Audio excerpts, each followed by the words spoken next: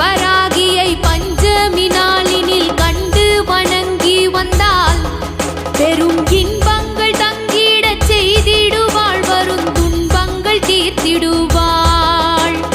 சிங்கத்தின் மீதினில் வந்தருள் செய்திடும் சிந்துர வண்ணத்தினாள், அன்னை செங்கையில் சங்குடன் சக்கரம் கொண்டவள் விஷ்ணுவின் அம்சத்தினாள். பச்சை நிறத்தவள் இச்சை